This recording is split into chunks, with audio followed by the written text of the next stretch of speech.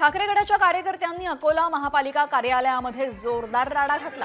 शिवसैनिकांनी पाणीपुरवठा कार्यालयामध्ये तोडफोड केली। शहरातील मलकापूर भागामध्ये गेल्या काही दिवसांपासून 10 दिवसाआड पाणीपुरवठा होतो आणि या विरोधात संतप्त नागरिकांसह ठाकरे गटाच्या कार्यकर्त्यांनी आज अकोला महापालिका कार्यालयामध्ये धडक दिली। यावेळेस आंदोलकांनी पाणीपुरवठा अधिकाऱ्यांच्या कार्यालयात पाण्याचे मटके फोडले।